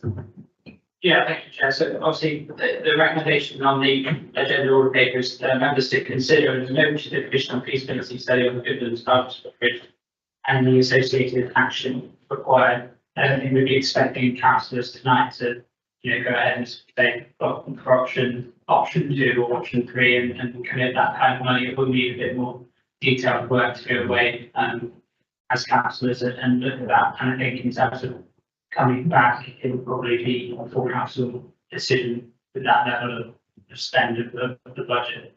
I would suggest coming back on the committee first. Recommend that to council. Just in terms of the missions, in terms of Somerset and the actual travel appointments raised, obviously we are a riparian and we are along that stretch owning Goodlands Gardens, so we do have responsibilities up until that line where you cross the halfway point on the river. But as you say, the structure is owned by Somerset Council and is a flood defence all along there that will be reinstated as part of the works. I have sent the report on to an officer that I was liaising with at Somerset Council when we commissioned the VSP. So I'm sure we'll pick up those conversations again, post the meeting, as well as with the other partners that are suggested. The Environment Agency and the Organisation Council is minded to support us continuing having an active role in this subject matter. I think that's covered. You go back to this thing. Thank you, Miles. Councillor Ellis, then Councillor Solly, and Councillor Scraps. Yeah, so I warmly welcome this report, and I fear it's going to be a long road yet to get our bridge back, but I have faith, it matters, it's not just an emotional connection. People like me who, when we moved to London when I was 5, that bridge has been part of your life, and it's practical as well. It's really strategically important for the town. I think it's always worth remembering that, because it is, although it's not deemed by Somerset Council to be part of the travel route, in reality, for actual people on the ground, it is a thing that connects them. It's a way of getting across town without having to, as Chris says, basically choke on busy roads. It connects us from the park and ride at Silk Mills. You can park up there, and there's a route all the way along. Beautiful river, through the country park, through French Weir, along and down, all seamless down into town, and then hopping over the river, and then right into the heart of town onto Wybury. So it's really strategically important. So I really welcome this, and I'm very anxious that we crack on, and as set out in the report, that we do necessary consultation, so we find out what the constraints are, what the permits will be required from the Environment Agency, from the Canals and Rivers Trust, from the landowners around and about. And I'm imagining as well that we couldn't, even if we wanted to, we couldn't decide tonight on the ABC, the timber or steel and timber or the MRP or whatever the one was, because part of the consultation that we now need to crack on and do will influence our choices, I think, because it depends on, when you were talking about the soffit, you mean the kind of level of arching, don't you? So that's important, because at the moment, I mean, it looks pretty, the arching, but that's what gives you the kind of the steep gradient, and the low gradient. You can have bridges that are more or less that, they can be cleverly designed to kind of mimic the sort of lovely arched effect. So obviously that impacts on cost, because if you don't have the like that, you don't necessarily need them, quite as long of a ramp and all that gubbins and whatnot. So I'm just really keen that we crack on with this, and that then we can actually be in a position where we can have in front of us, right, now it's decision time. And then as a planning commission, that will take a while as well, and there will be costs attached to that, no doubt. So yeah, we just need to crack on and have like a project plan, so that we can show, in a year or so, we can show people at Taunton, look, this is what town council can do. Thank you very much, Councillor Ellis. Yes, I think there's a lot there, isn't there? I think it's important to recognise that this is, there's a lot of work still to be done. I think in the works of Winston Churchill, it's the beginning of the beginning. So there's a new Churchill quote. Councillor Solly. Thanks so much for this document. Reading through, really great, really in depth, and like really just, really laid it out well. Certain things I would like to ask. Obviously, the flatter the bridge, obviously, the more structural needs to stop it sagging inward. But for a cost-wise, what would it be? Because obviously the bridges itself is going to be taken down. So that bridge with that gradient can't be achieved any longer, because obviously the length, like height.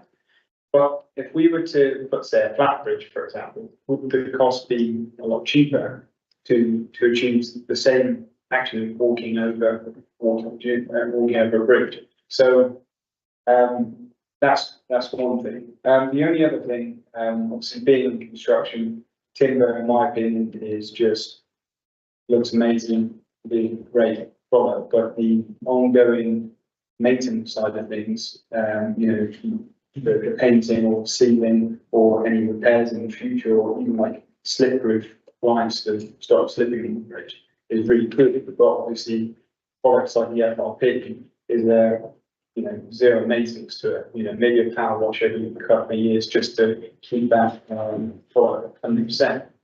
So that's the only thing I would like to say to the councillors in the room, but the product of the FRP, even though it is a little bit more expensive, I think if you were looking at wood or like the steel or anything like that, the extra maintenance over, say, the 120 years scale, you're going to spend a little bit extra, probably over the FRP original cost. So yeah, that's my only points.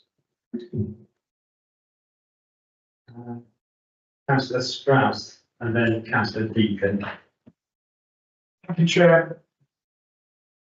I'm really interested in that bridge being installed in some form.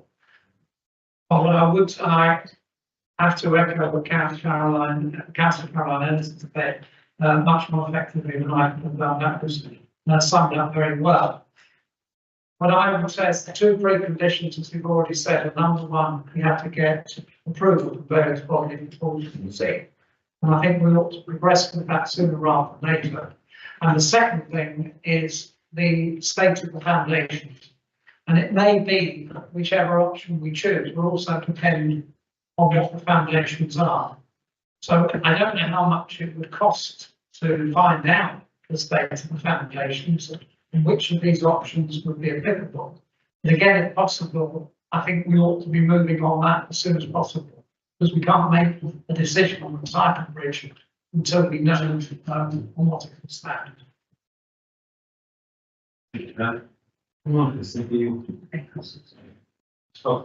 Yeah, so first of geometry of the bridge. Generally, you won't see much cost saving.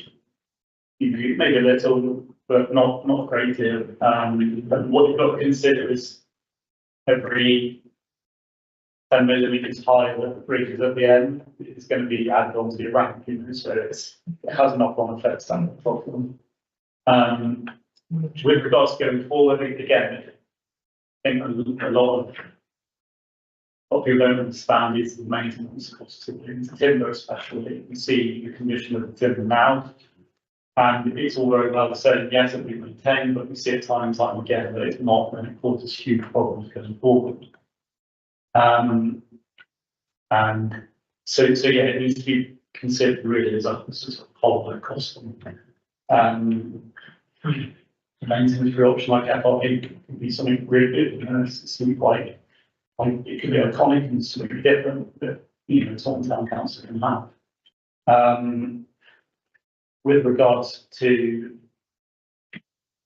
the foundations, the next sort of two steps I'd say to you is we need to early stakeholder engagement, because that is the thing that we see time and time again ends up on spiraling costs is the unknown elements.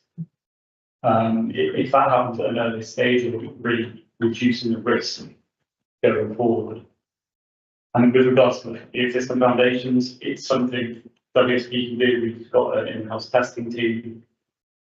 And again, that will be a step-by-step process, because one of the risks is we know very little about what is there at the minute. Yeah. So it would be determining that and then producing sort of next steps.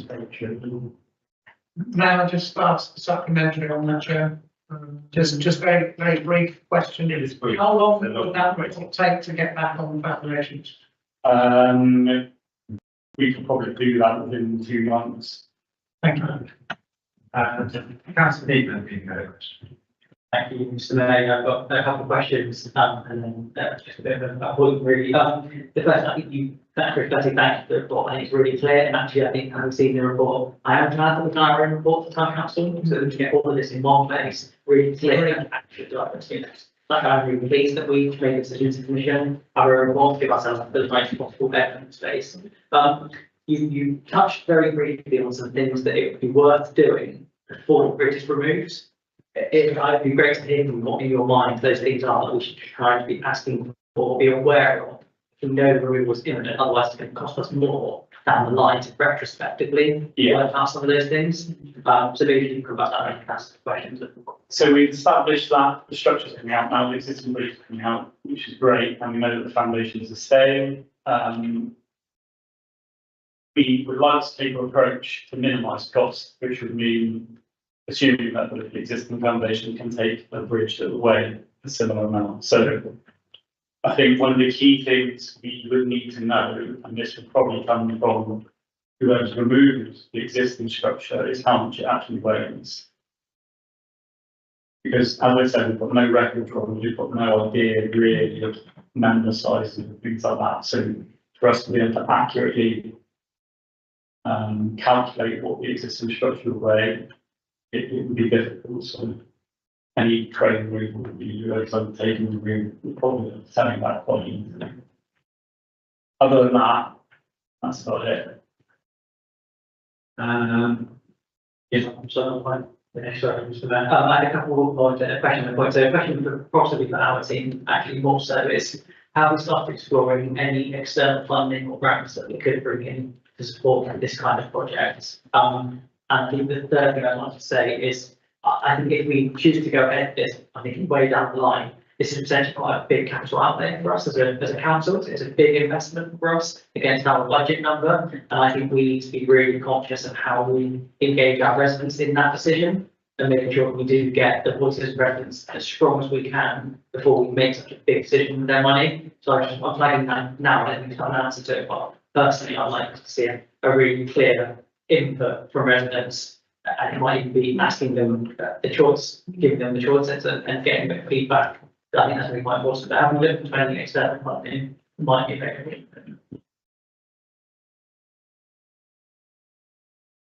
Not at the moment, no, it's all we've got, some clear direction as to what we want to do with it, and then start to implement that. Councillor. Solly, and then Smith Roberts. Thank you. With the costings estimate you put to the end, you put somewhere between sort of 300,000 and 450,000. Is that 450,000 kind of an extreme? This is what it would cost if everything went wrong, or is that more of a sort of realistic? This is probably what's going to be. It's a realistic costing without. There's obviously some contingency in there, but it wouldn't double. It's always difficult to estimate because you don't know anything about how things would look yet, what features you want there, all the land can develop over time. So it's the longer you go with the process, the more you're going to hone in on that. Yes, make final cost there. Thank you. And Councillor Side.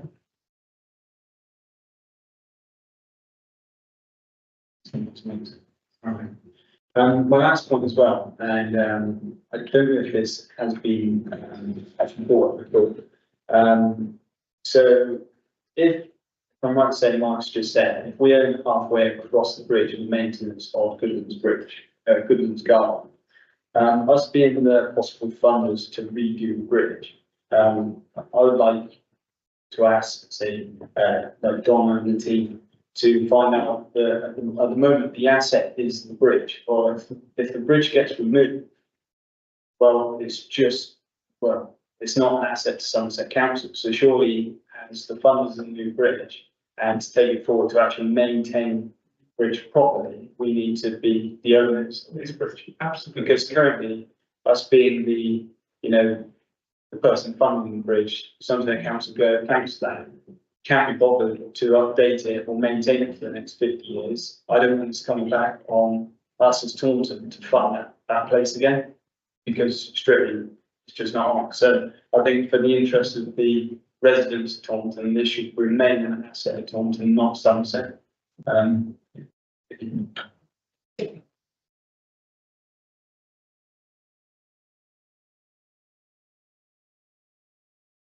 That's fine, so that's something that obviously that we, the assets team at Somerset Council as well, but obviously if it's a bridge that the town council decided the bridge, the bill, if they want on there, then it can belong to the town council, we'll make sure that it was obviously on the asset register as well. Councillor Smith Roberts, then Councillor Tully, then Councillor. I've got some questions and then I've got a proposal, I think, but I know others want to talk as well. But in relation to some comments that have been made around looking at the ongoing maintenance, and I think it's maybe picked up in my paper anyhow, I do think we need to bear those ongoing maintenance costs in mind. And I say that because when back in 2020, when the beautiful Victorian Bridge was needing to be maintained, and Somerset Council at the time were not looking to do, Somerset County Council weren't looking to maintain it. Somerset West and Taunton looked at what it would cost, and this must be pre-COVID actually, to actually maintain it and actually just repaint it. And because it was over a waterway and because it needed significant work, that wasn't structural maintenance, but the scaffolding and everything else that went in around it, it was going to cost in excess of around £50,000. We were quoted at SWT. So I'm just bearing that in mind, that whatever bridge, if we decide to build it, we need to have a quote looking at what does maintenance look like built into that, so that we can then do a true cost comparison as to what we then build, which is why I think that FRP looks a positive option. What I think from Chris would be really interesting, because we are going to be on a journey. We have got a slight timescale if it is that Somerset Council have already signed and procured contracts to remove the bridge. And that's a question, I guess, for the assets team at Somerset Council to confirm, because we will need to work within those deadlines that they have set themselves. Chris, what do you think of the costs to do some initial work? Look at like the foundations, and what would that rough cost be for WXP to do it, so that we can say, is that something that we can make a decision on tonight for council to set aside, so at least we can continue our journey on that road? Because if it is that Somerset Council are going to review it in the next month, how else do we then make that decision? Do you have an idea of what For us to undertake a full sort of assessment of the existing foundations, it would probably be in the region of 3,000. Okay. So it's not. including VAT? So it's not, you know, in the grand scheme of things, it's not a huge price. Obviously, the concern is if we then find that, you know, they're not in great condition, that cost, that has a lot, not going to go forward, but until we undertake that, it's difficult to say either way, unfortunately. That then helps guide me on my proposal, is firstly that full council asked for this project to go to planning and transport committee to be reviewed and managed, so that actually it goes through that. So that's kind of our governance way forward. Sorry, am I still linking up your way forward? Secondly, that we set aside a budget of 5,000, so to allow for some contingency, to do the initial review of the foundations, so that we can at least start that journey, because hopefully, I'm not sure where that budget's going to come from, Donna. I will leave that to officers to work out where that will come from in our budget setting, but that we have 5,000 to be able to move that a bit forward. And thirdly, I think, is to capture our request of Somerset Council that we've made this evening. Particularly, I'd like to see whether there is the ability for them to halt their work, to allow us to undertake the survey, to then help guide us on that work. And then the second request is that we form a strong relationship between us and the assets team, so that if there is information that surveyors need, that Somerset Council can aid in that, so that we don't ask the taxpayer to pay twice if we're needing to do work that probably information is already held. Is that okay? Is that clear? We're just catching up with you. Just catching up. Would you like me to read out Bowie's proposal again? There's a lot of people wanting to ask at the moment. I'm conscious that we've had quite a good proposal there. Should we just, okay, I'm going, sorry, folks who've been waiting, but this is. Only to add to the list of questions to the council, we did mention them. Can we formalise requesting the weighing of the existing structure when it's removed? Because that would, as part of yes.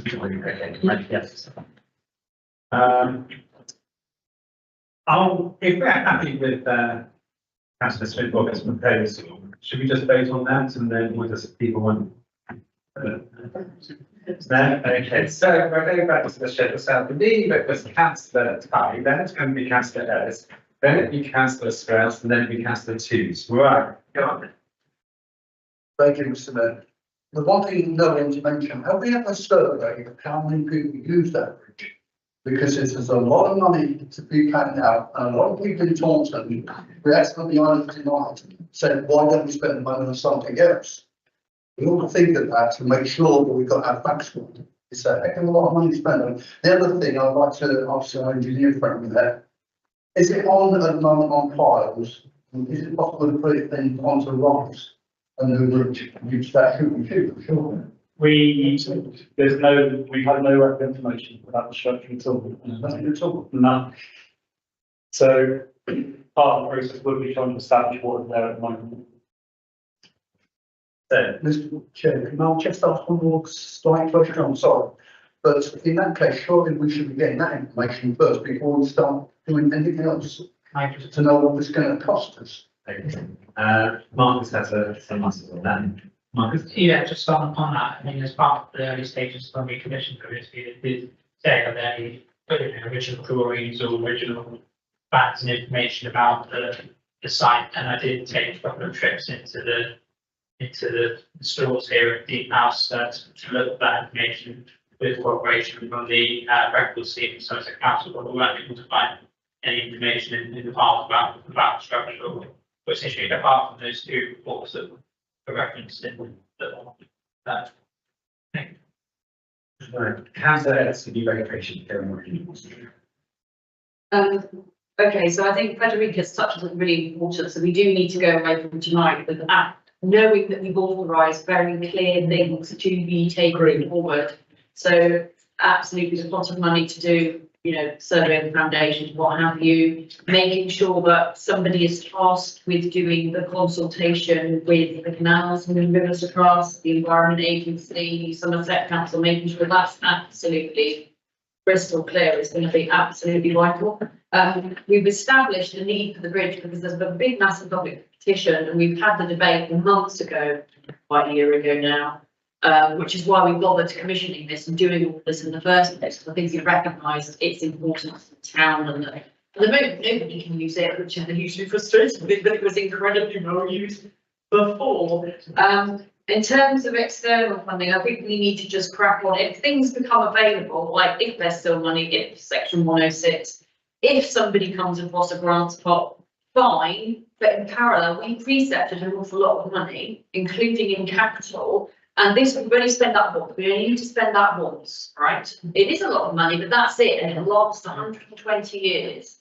And you've delivered that green active travel route, you've connected the town back up. The town sells itself on all the kind of the river, you know, the crisscross of bridges and the green and blue spaces, and isn't it lovely? You can get around, so you know, you spend that money, yeah, big amount of money, but you only have to spend it once, and then you've got an asset that will last 120 years. I think it's a really important point about engagement, and it would be great if I think we'll have to do this low cost, no cost. We can do that though. Just to keep up, I can keep people in touch on various Facebook groups.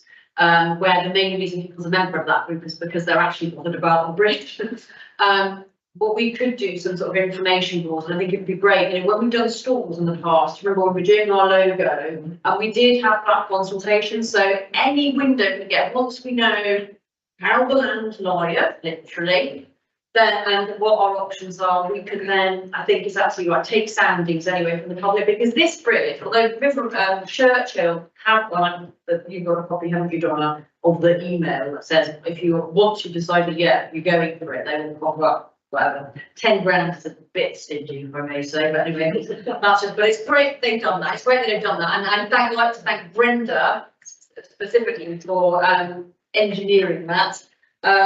But yeah, so now I've lost my train of thought. What was I saying? Engagement, yes. This is the People's Bridge. That's why I was coming to, because somebody was saying, "Oh yes, Churchill. If they get to name it, they'll fund it." Well, yeah, you'd have to pop up like pretty much the whole amount, I think. But this had a People's Bridge. 7,000. Yeah, 167,000.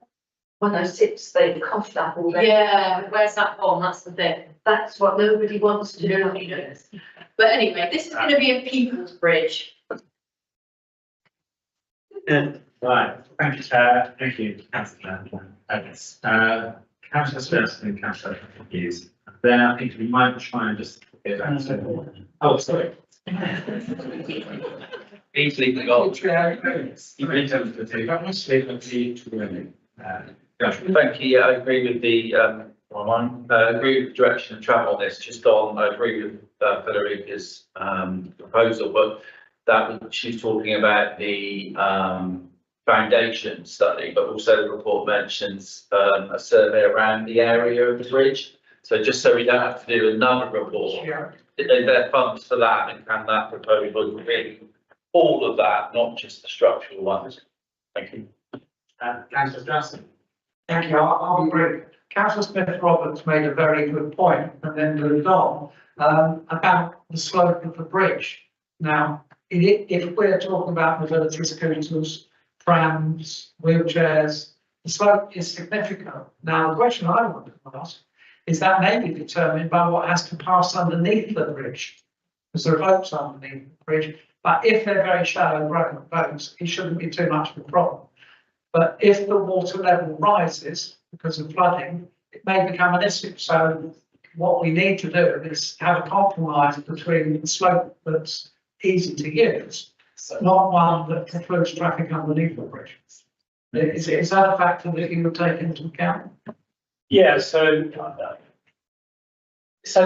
what we're on is working the assumption that the Environment Agency would suggest that, you know, the bottom of the bridge, the top of the bridge would remain at similar levels to what it is now.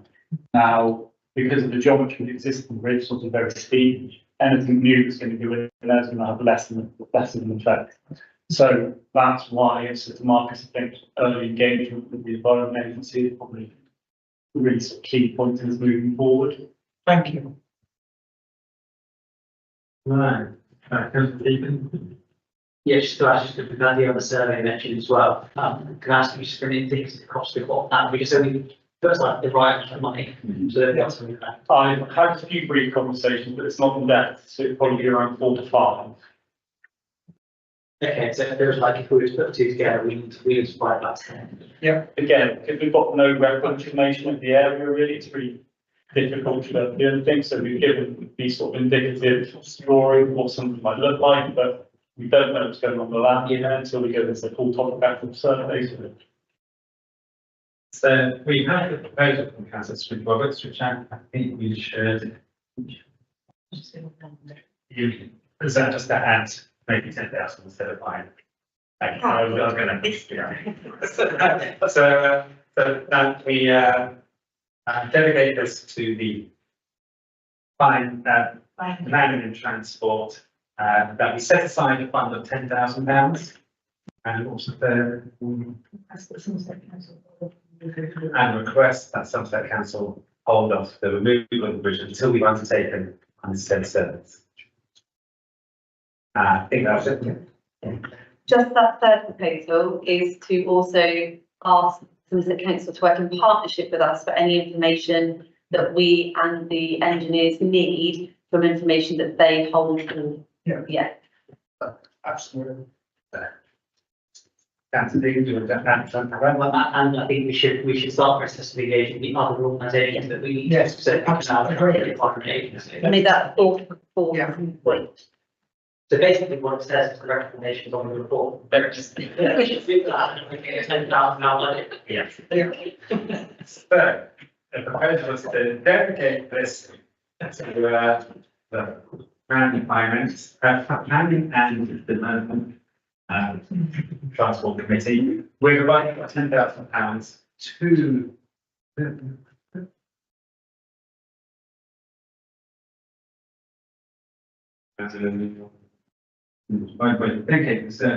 request that Somerset Council hold off the removal of the provisions of the set undertaken and work in partnership with Somerset Council, as well as engage with all the relevant bodies listed in WSP's report. I think it's quite crucial that we do get the groundwork done, because if we do get a grant, then we're ready to go. We're ready to run with it. So, do I have a seconder? Councillor Evans, would you like to read? Yeah. List this. This bridges. Yeah, a couple of names on it. So, it's not, that's not. Okay, so all those in favour of the proposal as it stands? That's carried unanimously. Really happy to work. Right. Okay, thank you very much. And that you can see since thank you very much. You stay for the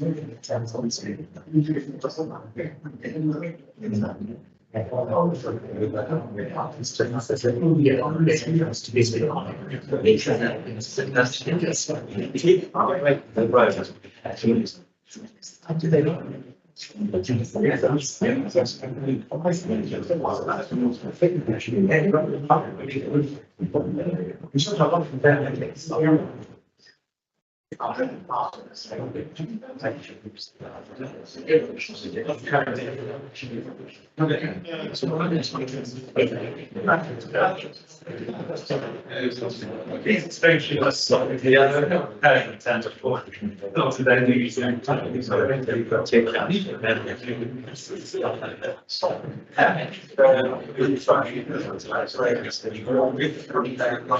yeah.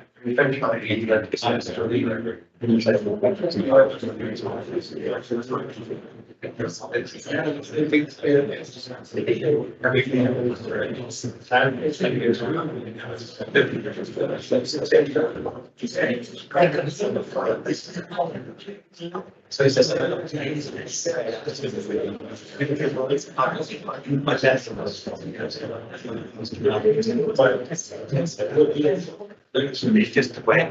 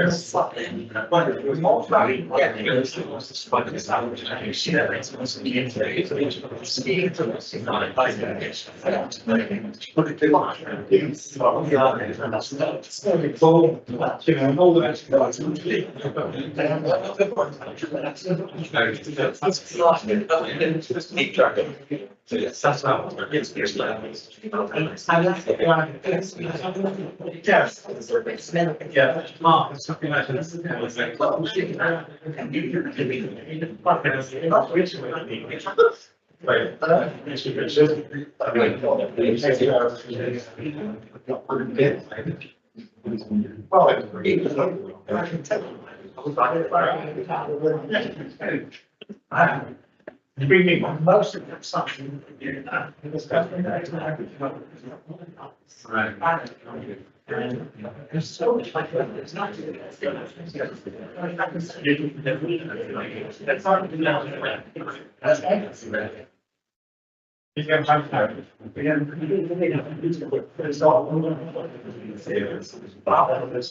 need to stop that. Thank you.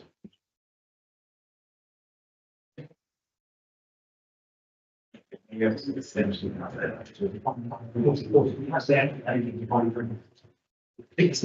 Yeah, she does. Okay, right. Anyone wants to add, anyone to miss out on this vote? Oh, that's what you were doing. So, right, okay, we now come to the meeting calendars for the next council year. And we're going to consider just the meeting schedule as outlined in the report coming up, and we refer to Donna and Marcus. Okay, so we took on board some of the recent feedback that we've had from members, and we've got the proposed structure for the calendar meetings for the year. So just an overview of the proposed changes is all councils will propose to change to bi-monthly with a reserve date in the diary for every other month if needed, to enable the committees to develop and take delegated decisions and to continue and do a bit more work as an issue before recommendation and go to the full council. The Finance and Governance Committee is proposed to meet more regularly on a bi-monthly basis as opposed to quarterly, is what it is at the moment, and they will oversee the finance and central services areas of operation. The Planning, Development and Transport Committee will remain on a monthly basis. The Personnel Committee will meet on a bi-monthly as opposed to quarterly at the moment. The Grants Committee will now meet on a quarterly basis as it is at the moment as well, but it will have additional meetings if required. The Community Services Committee will be renamed to Community in Place to match that area of operation and meet bi-monthly as opposed to quarterly as it is at the moment. And the new Operations and Assets Committee will be bi-monthly and oversee that area of operation. The full council and the finance and governance is proposed to be alternate months, as is the Operations of Assets and Community Services Committee. So that's the calendar of meetings that's been scheduled at the moment. So if any comments or questions on that? Councillor Hayes? One comment, I'm really pleased that you've got in a reserve date for council, because if we need to make big decisions quickly, we can't, having a sort of, oh, we're going to have a bi-monthly could be a real issue, but I think it does depend on what the business is. Presumably there'll be amendments coming forward to standing orders or constitution to reflect the new committees and whatnot. And just a quick question, I should know the answer to this, and I'm just scanning through. Just that the other day I subbed on planning. I was only intending on coming because to speak on something, but were engaged because it was two issues that were massively important for my ward. And I realised if I haven't been subbed on, I'm not sure if I could have spoken or not or engaged. So that worried me because I just remember, isn't it, scrutiny committees normally. I know they're different because we actually make decisions. But normally SWT, if somebody walked up and wasn't on scrutiny, they could still engage. And I think that's going to be really important. So for example, if planning and transportation is kind of keeping a watching brief, which I think is really sensible for bridge projects, especially because the chair has very in-depth knowledge of construction, that's brilliant.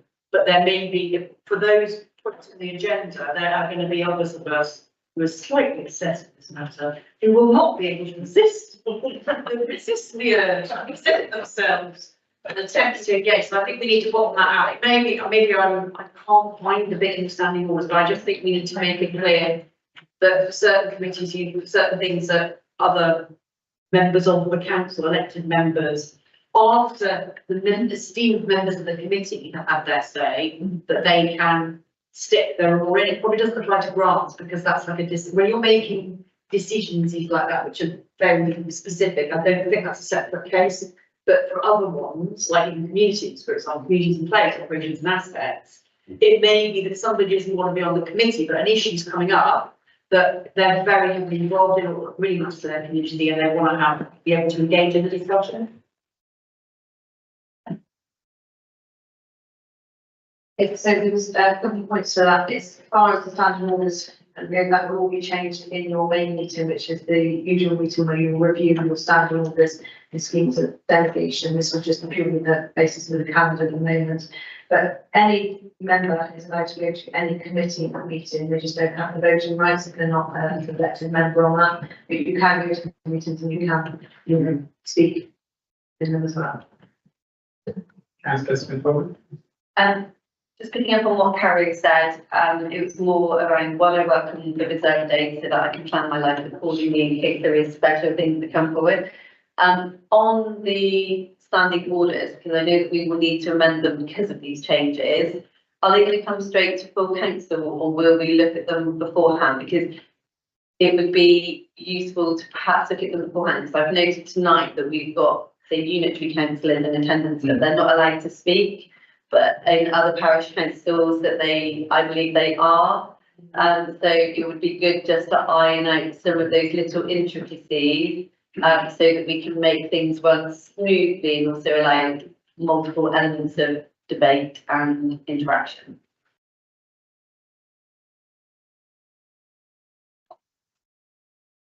Just checking if there's a finance and governance before the next May council meeting where they be deciding that we can take it to that meeting to review them first. Councillor Pelling? Thank you, Chair.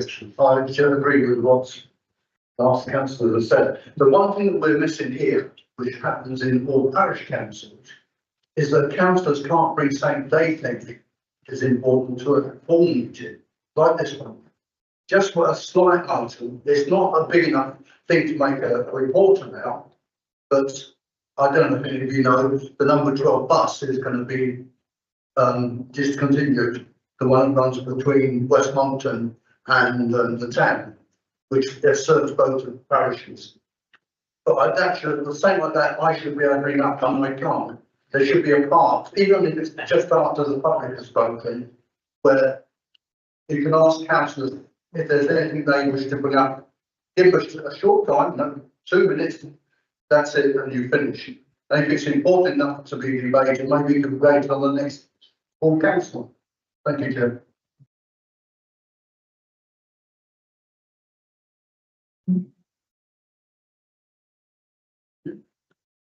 Are you referring to an item such as any other business? Yeah, as such, you could go on for any other business. A lot of parish councils do it, that you could bring something forward at this meeting to come up for the next meeting. But they might go onto the agenda that way. Yeah, and there's also the agenda request forms as well that you can submit. Yeah, I understand that it's an agenda request form is normally something large. This, the buses, is not a large thing, but something people should be aware of and something should be able to debate. Say not the first meeting, maybe the second meeting. Thank you. Okay. Any other comments or questions? In which case, do I have a proposal for this schedule? Thank you, Councillor Thackeray. Seconder, thank you, Councillor Tully. So all those in favour of the new schedule meeting, please raise your hands. Okay, it's carried unanimously. Lovely. Good. Right, the next bit. The next bit we can do is, I'm afraid the last item will be confidential, so we need to pass operation for resolution to exclude members of the public and the press. So, motion to exclude. So, again, question read out. So, resolve that section 100A, Draft 4 of the Local Government Act 1952, the public is excluded from the item of business. Agenda item 30 on the grounds that it involves the likely disclosure of exempt information as defined in paragraph 3, respectively of part 1 of Schedule 12A of the exempt, namely information related to financial and business affairs of any particular person. Okay, can I have a proposal that you do that, please? Thank you, Councillor Tully. Can I have a seconder? Thank you, Councillor Berman. All those in favour? Thank you. That was passed. I'm afraid this might